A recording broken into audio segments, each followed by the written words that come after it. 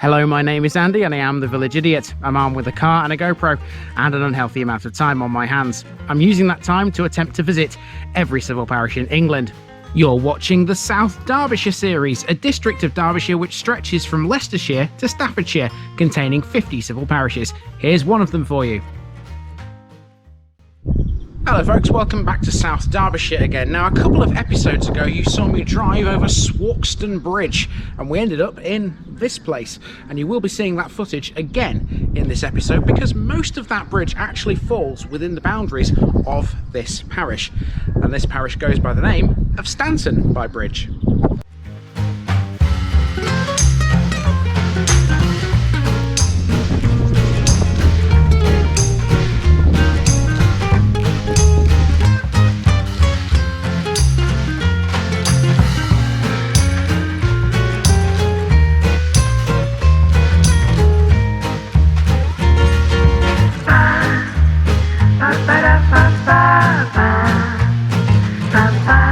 Here's my disclaimer for people who may be watching me for the first time. I say things as I would in my native accent and dialect. As a result, I may not pronounce things in the same way as the locals do. Remember, I'm a visitor. It's impossible to know everything. Leave me a comment, spin me a like, and bash that subscribe button. Let's get to today's parish video.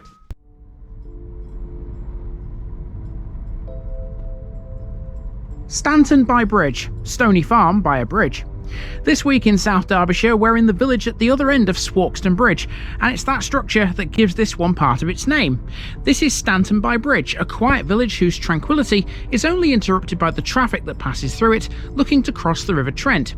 The road in question, the A514, is particularly busy at weekends when motor racing is taking place at nearby Donington Park, and the roar of engines can be heard throughout Stanton if the wind is blowing in the right direction.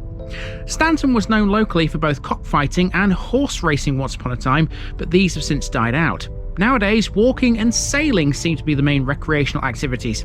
Walking routes are plentiful here, some of them offering some great views into Derbyshire and beyond, while sailing takes place at an old gravel pit alongside Swarkestone Bridge.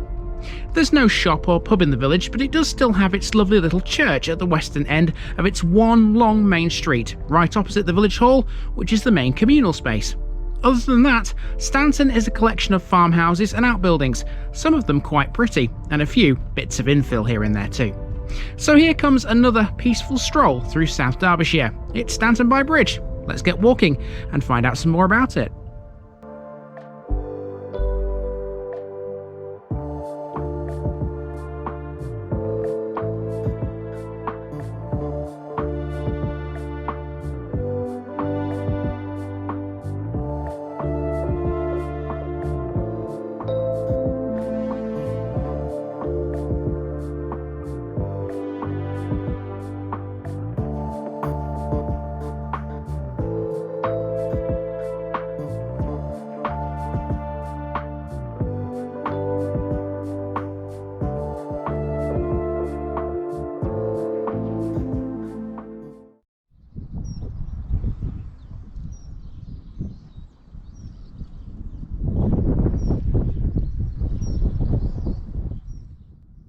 We start in the middle of the village, halfway down a hill. Stanton is situated on top of a shallow incline, which looks north over the Trent Valley, but at the same time offers some pretty views in all directions. This is the main street, Ingleby Road, which runs from east to west, down the hill, towards the church and the village hall at the end of civilization. There are a couple of cul-de-sacs and lanes leading away from this main road, but generally Stanton is all about this one narrow thoroughfare. At this green triangle is a lane that leads south, joining a road to Ticknell. Ingleby Road is composed of a mixture of old and new properties. There are several old farmhouses that have been converted into private dwellings, as well as bits of infill here and there. Holly's Farm, the three-storey house in shot here, is quite imposing, standing as it does on a slightly elevated site by that small triangular green.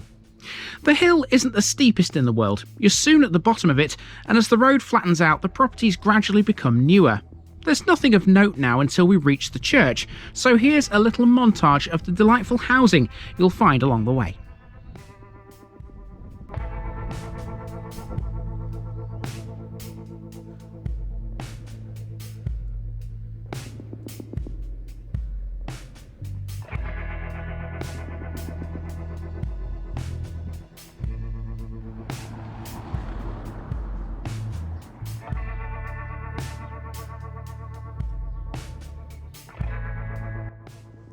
After about a quarter of a mile you come to the gates of the old rectory, which is directly behind the small village church dedicated to St Michael. Located at the extreme western end of the main street, this one is quite compact and was once described by Pevsner as small and low. It incorporates structural evidence that dates back to Anglo-Saxon times, and it has a fine Norman doorway on its southern side. The rectory is arguably more interesting than the church though. A grand old building, girls from the Women's Land Army were billeted there during World War II. Along with the modest church, there's also a modest churchyard, again small and compact. Across the road from all of this is the village hall. The history of this building goes back to 1840 when Sir George Crewe gave a plot of land belonging originally to the manor house in order for a school to be built. This was the school and it was extended twice, once in 1876 to accommodate children from Swarkestone and again in 1913 for infants. It closed in 1951 and 3 years later it reopened as the village hall. Outside the building these days is a parish notice board, so let's get this one ticked off. Now, as well as the odd country lane here and there, Stanton offers plenty of walking routes. You just have to know where to find them. Luckily, one of the most well-known is signposted here. These waymarkers belong to the Trent Valley Way, a long-distance footpath that runs for 154 miles across Nottinghamshire, Derbyshire and Lincolnshire. All that remains at this end of the village now is a farm and some of its associated outbuildings, so it's time to pick up one of these many footpaths and make our way back to the other end, via some of the highest ground in the parish.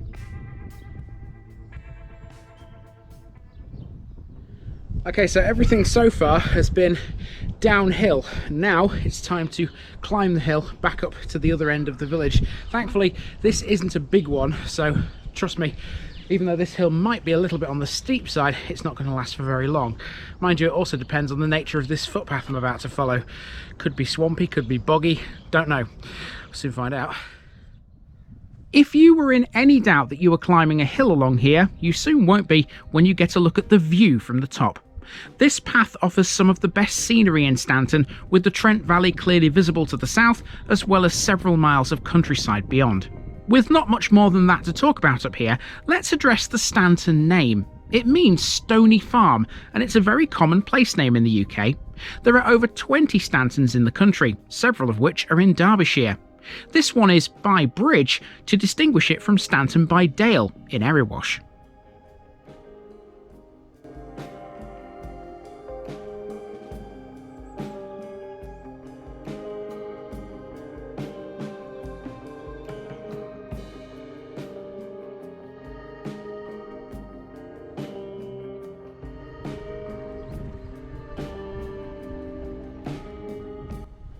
Soon the path starts to run back downhill again and crosses Hills Lane in the process. This is the road that leads south from the Central Triangle to Ticknall. Once over that, it continues through an area of Christmas trees. These belong to Poplar's Farm, which is a local nursery that specialises in them. They are literally everywhere. There's even some growing in a chicken coop along this very path. Now, if you follow the waymarkers, you might think this right-of-way is running into private property, but it actually skirts the edge of it before emerging alongside this house on Ingleby Road. We're now at a junction where Ingleby Road meets the busy A514, the road that crosses Swarkestone Bridge.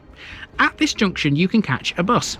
Stanton is served by a bus we've met before in these parts, the number 2, between Derby and Swadlincote. Next to the stop is an old red phone box which has a defib machine. The grass triangle of land at this junction is perhaps the most notable thing of all in this part of the village. On it is a massive old oak tree that towers over the road. This was planted to commemorate the Diamond Jubilee of Queen Victoria in 1897. The A514 is the busiest road in the village. Compared to Ingleby Road, it's like chalk and cheese. From this junction, the road runs off to the west down towards the church, and it's much wider at this point, but as we know, it narrows considerably after passing Manor Farm. Apart from local traffic, Ingleby Road is little used, and it's possible even on a sunny day to walk the entire half a mile or so from one end of Stanton to the other without encountering any pedestrians or any moving vehicles. Unless there's racing at Donington, that's just how quiet this place can be. Okay, we're around Stanton by Bridge, and what a delightful little place this is. Now, there is one other thing that I should have begun this episode at actually, but I couldn't because the road's closed. It's a sailing club, and to get to it you have to go back over Swarkestone Bridge and turn left before you hit Swarkestone Village, and that takes you down to the sailing club. Unfortunately though, I can't physically get there at the moment owing to, you know, roadworks or whatever it is. So here's a special section all about it. Occupying an old gravel pit between the village and the River Trent and covering 80 acres is a huge man-made lake. This is where Swarkestone Sailing Club are based, and they provide one of the main leisure activities within the parish boundaries. Founded in 1959, it was originally based at Darley Abbey, close to the River Derwent. That's why initially it was called the Derwent Sailing Club. Sailing began at Darley Abbey in 1961, but 6 years later mill owners in the area informed the club they would no longer be generating their own power, and consequently would no longer maintain the normal height of water. This meant new water had to be located. Only one site was found to be suitable, the former gravel workings at Swarkestone. This had the added bonus of still being close enough to Derby to make it the only sailing club in or around the city. Sailing first commenced at Swarkestone in 1969 from a small shed created in the northeast corner of the lake. The club kept their original name until 1992. The logo, which had originally been a fawn's head on a blue background, was changed to a dinghy and a bridge to represent the new location. Still greatly successful, it's a family-friendly club and a long-established RYA training centre, which offers courses covering a range of abilities for both adults and juniors. Whether you're just learning to sail or you're more experienced and want to take your first steps into racing, the club has you covered. Races are held here from the end of March to the end of December, but the water is available all year round to members. And with that, we are done with another village in South Derbyshire. That's 11 down and 39 to go. I'm really enjoying this part of the county. The next run out here will include some of the smallest ones this district has to offer, so blink and you'll miss them. I'll see you down the road for another South Derbyshire parish very soon.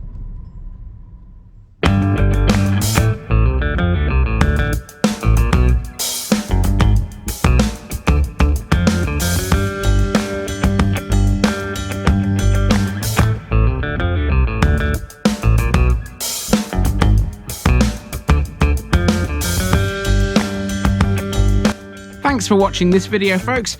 Don't forget to like this episode if you haven't already. It really makes a difference with YouTube. If you're new here, subscribe to the channel for more videos like this, and give us a share too if you've got friends who'd like it. You can find all the links to my social media accounts below, as well as my Buy Me a Coffee page where you can donate to the channel. Also, if you've enjoyed this episode, have a look at some more videos in this series. Until next time, I've been Andy, also known as the Village Idiot, and I'm out.